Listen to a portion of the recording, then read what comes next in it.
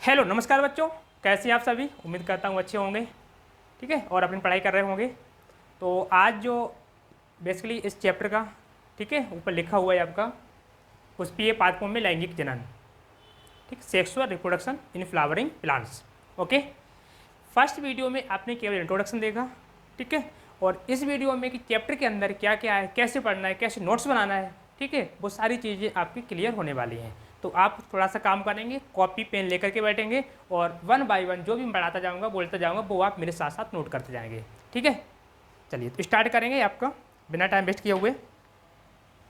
देखो ये आपकी फुल की जो स्ट्रक्चर है संरचना पुष्प की, वो पहले से मैंने ड्रॉ कर रखी है। वो इसी में से जो है क्वेश्चन बनते हैं और वही हमें एक एक कर करके आगे इसको लेके जाना है, ठीक। तो देखेंगे आपका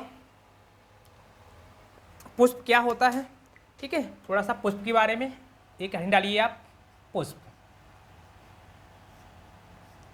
फ्लावर, ठीक। तो फ्लावर जो होता है वो क्या होता है आपका, फूल, पुष्प, एक रूपांतरित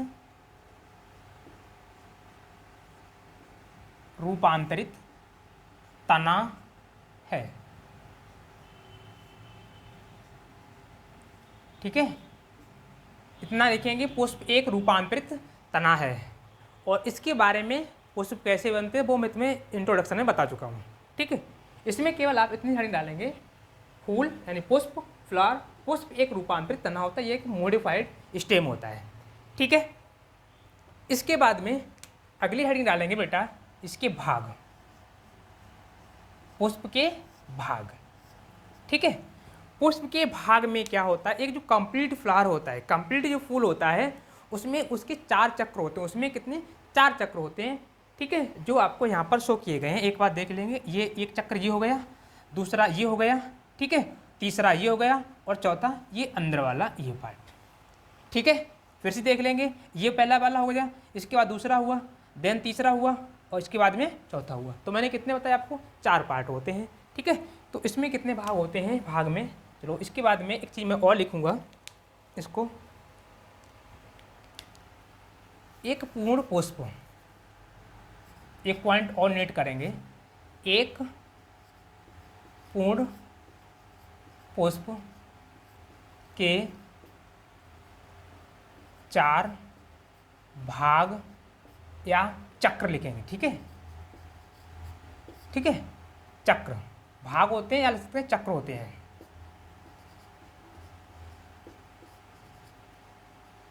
एक पूर्ण पुष्प के 4, या के की जगह पे मैं कर सकते हैं बेटा, एक ही बात है। में एक पूर्ण पुष्प में 4 भाग होते हैं या 4 चक्र होते हैं, ठीक। तो पहला चक्र जो आता है उसे लिखेंगे, पहला चक्र जो होता है इसे हम बोलते हैं बाह्य दल पुंज, बाह्य दल पुंज, ठीक है, बाह्य दल पुंज, जिसे इंग्लिश में कैलिक्स बोलते हैं। क्या लिखेंगे, कैलिक्स, ठीक है।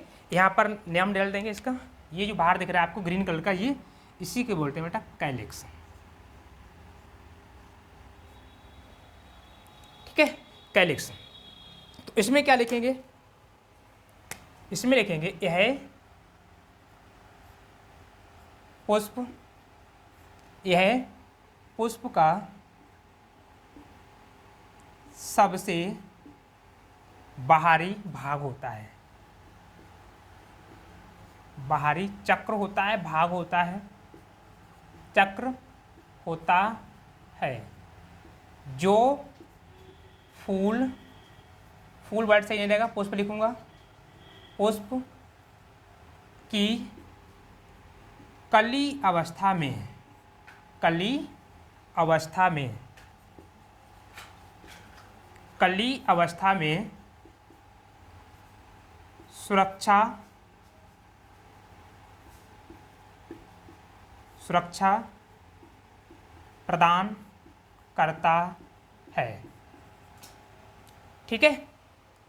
जो बाहर वाला भाग होता है, ठीक है, बाह्य दल पुंज, जो पहला चक्र होता है हरा होता है, यहाँ पर भी बना हुआ है, ठीक है, हरा होता है और ग्रीन कलर से देखो यहाँ पर दिखाया गया है।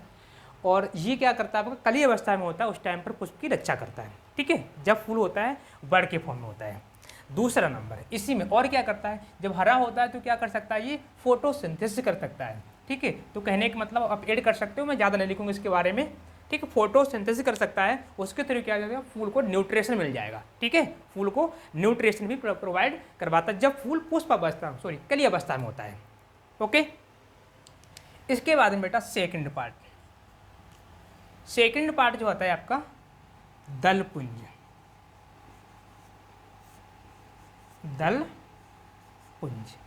ठीक, इन्हें बोलते हैं कोरोला।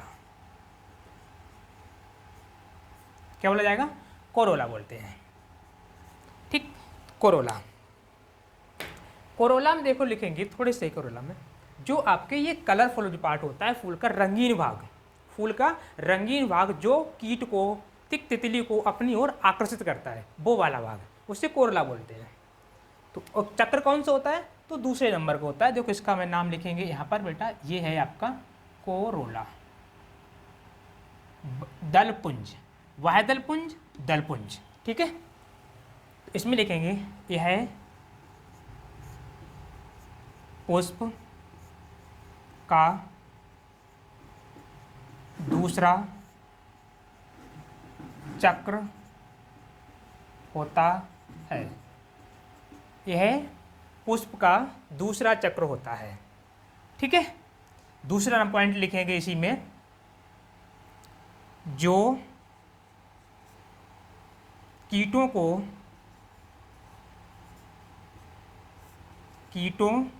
को आकर्षित करके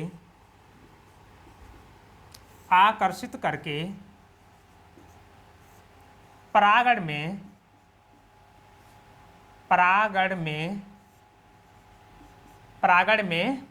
सहायता, ठीक है, हेल्प इन पॉलिनेशन, सहायता करता है। ठीक है, क्लियर। दूसरा चक्र होता है, कलरफुल होता है, रंगीन होता है। ठीक है, जो क्या करता है, कीटों को अपनी ओर आकर्षित करके परागण में सहायता करता है। ओके, दूसरी चीज,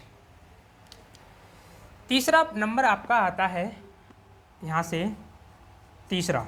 ठीक, तीसरे नंबर के बाद की बात करेंगे। अब थोड़ा सा इसी में एक चीज़ और मैं करूँगा, इसके बाद में तीसरे नंबर बढ़ूँगा। फर्स्ट पार्ट यानी ये वाला चक्र और ये वाला चक्र, यहाँ पे लिखेंगे उपर्युक्त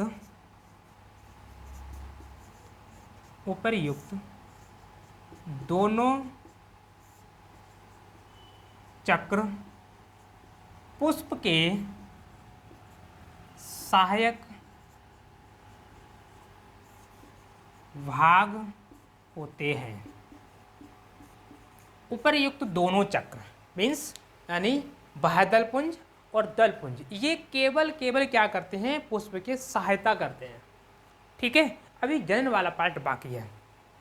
इसके बाद में अगला पॉइंट, थर्ड नंबर आएगा बेटा आपका, देखो इधर से मैंने देखा था ये पहला हुआ, फिर ये दूसरा हुआ, देन अब ये वाले इन्हें और इनको, तो इन्हें बोलते हैं बेटा पुमंग।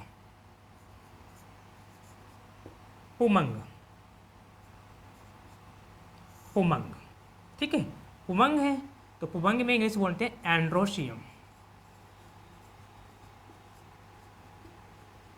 एंड्रोशियम। ठीक है, एंड्रोशियम में लिखेंगे, एंड्रोशियम में ये आपको दिख रहा है, यह है पुष्प का नर जननांग वाला भाग है या होता है। ठीक है, यह पुष्प का नर जननांग वाला भाग होता है। ठीक, जिसमें लिखेंगे,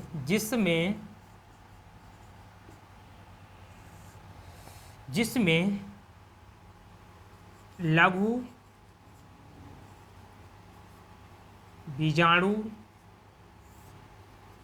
जनन की क्रिया होती है, क्रिया होती है जिससे पराग कणों का निर्माण होता है। ठीक है, जिससे पराग कणों का निर्माण होता है। नर जनांग भाग होता है एंडोसिजम। ठीक है, जिसमें क्या होता है, लघु बीजाणु जन से क्या बनते हैं, आपके पराग कणों का निर्माण होता है। ठीक है, ये पूरा प्रोसेस है, ये अगली वीडियो में पढ़ेंगे। अभी आपके लिए केवल इतना रखिए, फूल की स्ट्रक्चर में पूरा फूल को कैसे में पढ़ना है उसके बारे में देख रहे हैं। अब देखेंगे इसी में इसके 3 प्रमुख भाग होते हैं।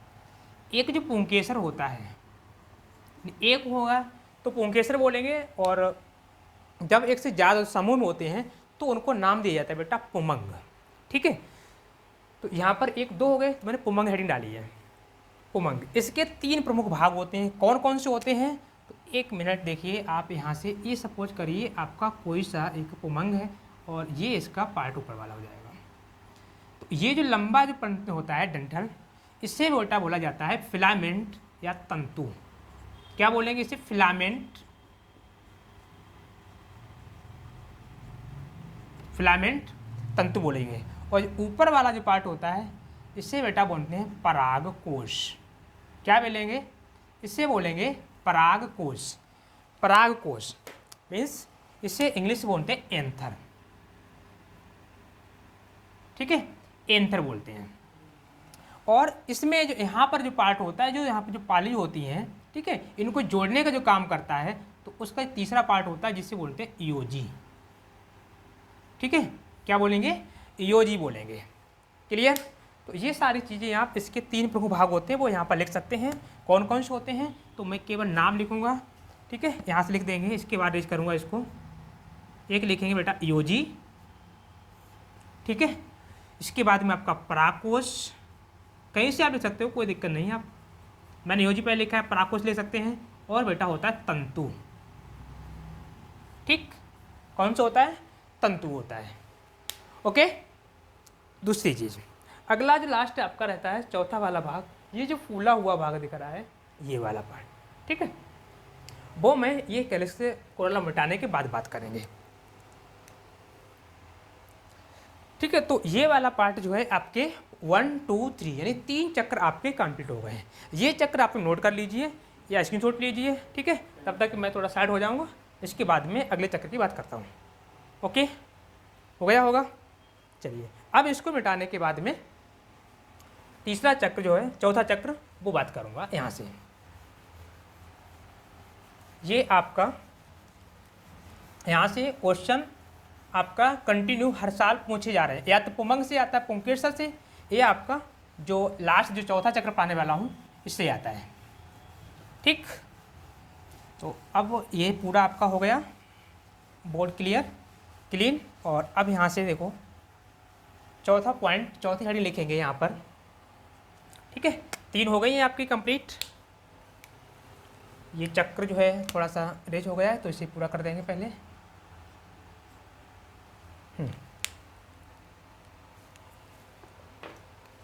जो चौथी हेडिंग आपकी यहाँ से रहेगी बेटा, 4 नंबर पार्ट है, वो रहेगा आपका जायांग।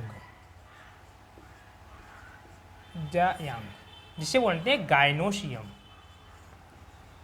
गायनोशियम, देखिए गायनोशियम के बारे में क्या जानते हैं। देखो गायनोशियम जो क्वेश्चन है, ये इससे स्त्री केसर, ठीक है, स्त्री केसर या जायांग, या इसी को क्या बोलते हैं, गायनोशियम बोलते हैं। ये आपका 2000 कितने में आया था, 24 में। 24 में क्वेश्चन आया है, और अभी जो 25 में आया है वो आया था यहाँ से, इसके परागकोश से। ठीक है, तो इसकी इंपॉर्टेंस खुद से आप समझ सकते हो क्या इंपॉर्टेंस रही होगी इसके एग्जाम के लिए। तो अभी लिखेंगे जायांग के बारे में।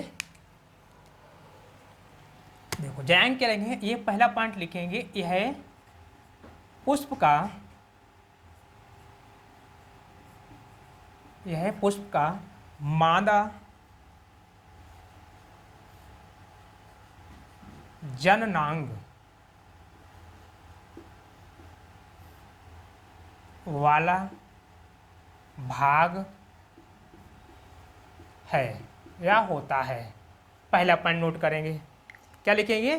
यह पुष्प का मादा जननांग वाला भाग है या होता है। ठीक है, इसके बाद अगला लिखेंगे, यह पुष्प का चौथा चक्र होता है। वो तीसरा होता था, ये आपका चौथा होता है, चौथा होता है। इसमें क्या होता है? इसमें गुरु बीजाणु जनन द्वारा, क्या लिखेंगे यहाँ पर? इधर लिखेंगे गुरु बीजाणु जनन। ठीक है, मैक्रो स्पोरोजेनेसिस,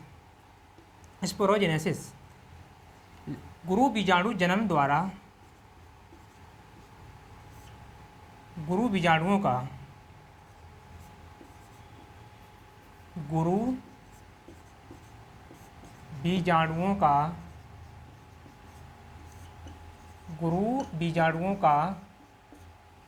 निर्माण होता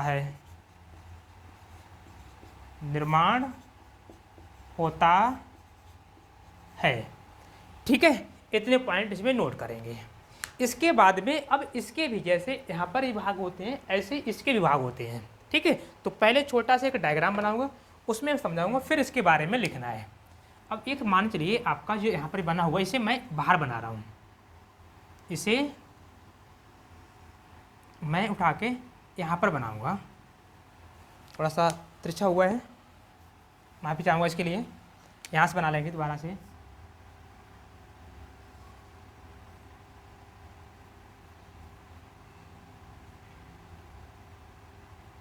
जाएगा यहाँ से और ये वो आएगा।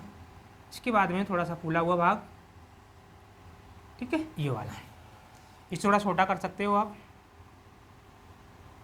जो इसके जो पार्ट जो होते हैं, तो ये जो ऊपर वाला जो भाग होता है, ये वाला, ठीक है, यहाँ पर आकर परागण जो होते हैं, यहाँ जो परागण होते हैं, यहाँ पहुँचते हैं, जो गिरते हैं, तो इसका नाम होता है बेटा वर्तिकाग्र।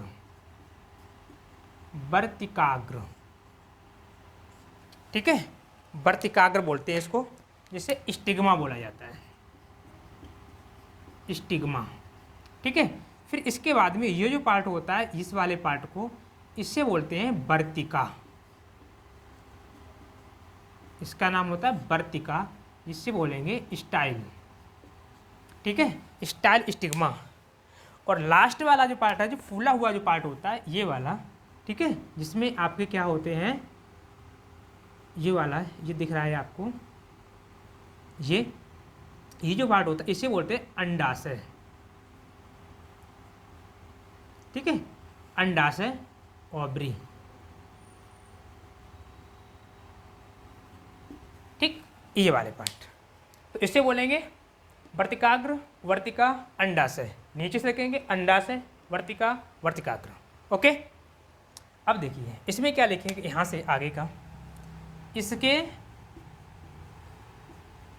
कितने भाग होते हैं? तो 3 भाग होते हैं। कितने भाग होते हैं? 3 भाग होते हैं। नंबर 1, पहला कौन सा है बेटा? तो लिखेंगे ऊपर वाला पार्ट लिख लेंगे वर्तिकाग्र। तो वर्तिकाग्र होता है ये अंडाशय का, यानी ओवरी का, क्या बोलेंगे, जायांग का बोलेंगे। ठीक है, यह है जायांग का सबसे ऊपरी भाग होता है।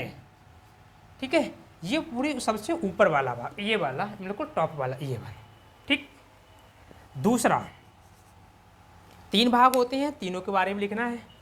तीसरी हेडिंग है, दूसरी हेडिंग आती है वर्तिका। ठीक है, ये क्वेश्चन आपका लिस्ट कम से कम 3 नंबर में आता है। 3 नंबर के लिए आपको यही सारे पॉइंट उसमें नोट करने पड़ते हैं। ठीक है, वर्तिका इंग्लिश वहाँ लिखी हुई, इंग्लिश नहीं लिखूंगा मैं यहाँ पर, वर्तिका में लिखेंगे। वर्तिका में यह जायांग का पतला एवं वर्तिकाग्र से वर्तिकाग्र लिखेंगे, वर्तिकाग्र जो अंडाशय के बीच वाला भाग होता है। ठीक है, बीच वाला भाग होता है, ये वाला पतला होता है। ठीक है, और किसके बीच में होता है, तो वर्तिकाग्र और अंडाशय के बीच में होता है। ओके, इसके बाद में बेटा आपका नंबर आता है तीसरा पार्ट में। 3 पार्ट लिखे हैं तो तीनों पार्ट देखिए। तीसरा पार्ट है अंडाशय। अंडाशय, अंडाशय ओवरी, तो इसमें लिखेंगे जायांग का फूला हुआ भाग। ठीक है, क्या कहलाता है, अंडाशय कहलाता है। इतना इसमें नोट कर देंगे, जायांग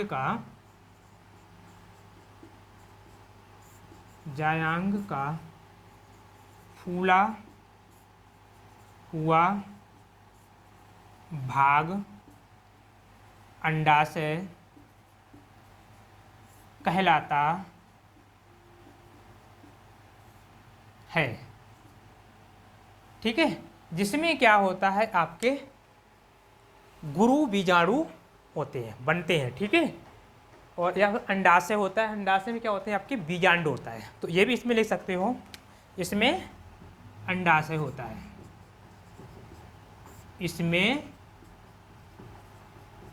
अंडाशय होता है, या होते हैं, अंडाशय होता है, सॉरी अंडाशय, अंडाशय लिख दिया है, बीजांड होते हैं, इतना लिखना, बीजांड होते हैं,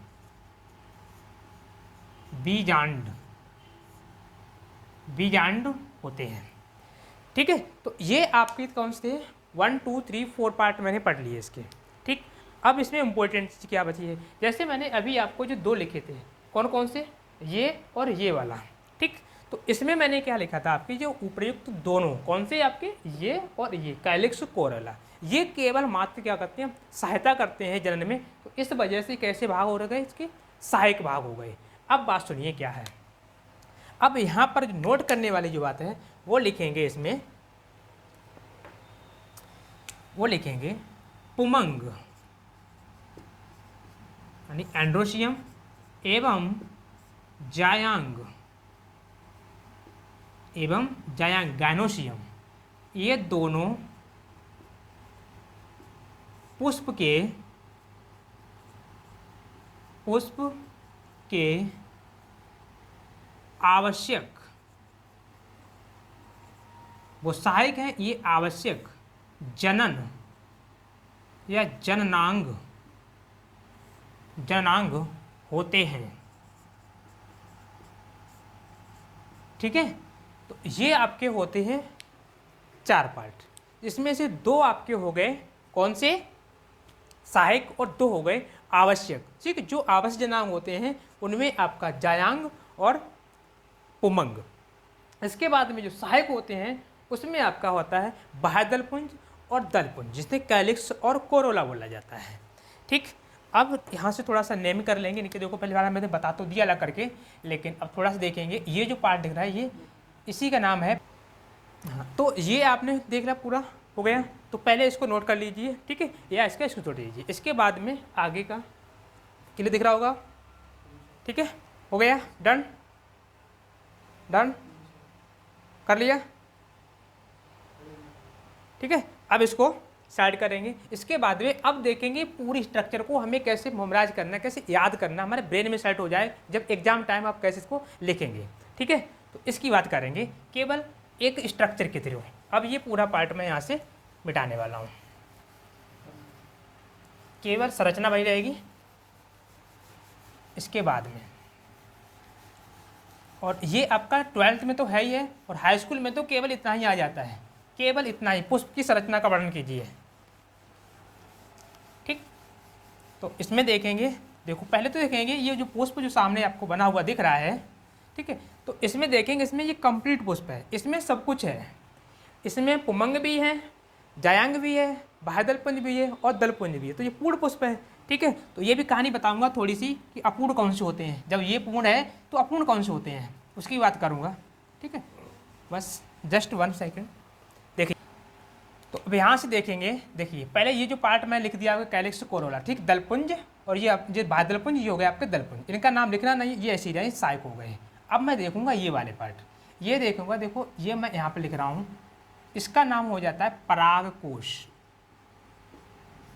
परागकोश।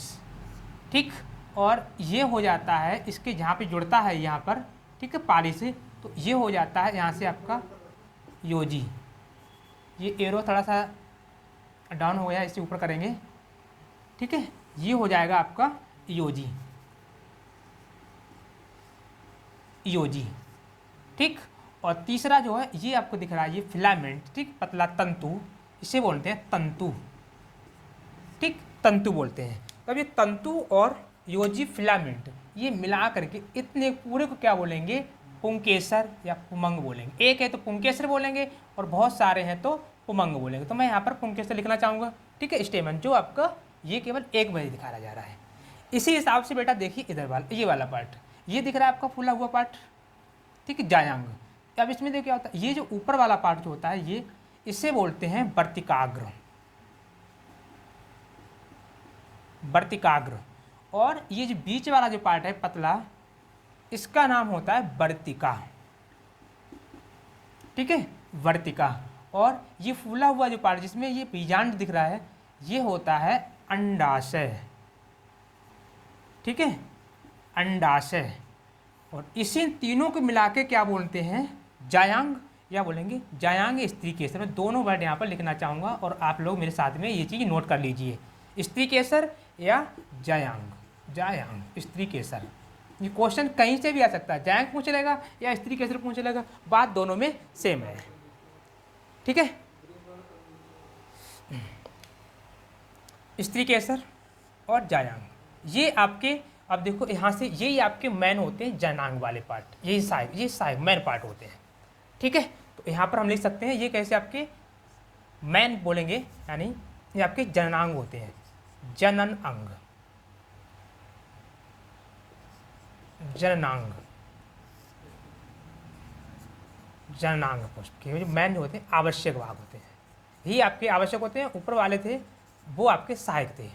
ठीक, इसके बाद में थोड़ी स्ट्रक्चर बची हुई है ये वाली, जहाँ ये जो फूला हुआ जो पार्ट होता है इसे बोलते हैं पुष्पासन। ठीक है, पुष्पासन। और ये होता है आपका पुष्प व्रंत, पुष्प व्रंत। ये पुष्पासन को अभी थोड़ा सा याद रखिए, जब पढ़ेंगे हम किसके बारे में, फल के बारे में पढ़ाएंगे, तो कुछ फल ऐसे होते हैं जो इससे नहीं बनते और इससे बन जाते हैं। ठीक है, तो उनके बारे में थोड़ा वेट करना पड़ेगा। ओके, मिलते हैं अगली वीडियो में। थैंक यू फॉर वॉचिंग, देखते रहिए, कंटिन्यू लग रही है। ओके।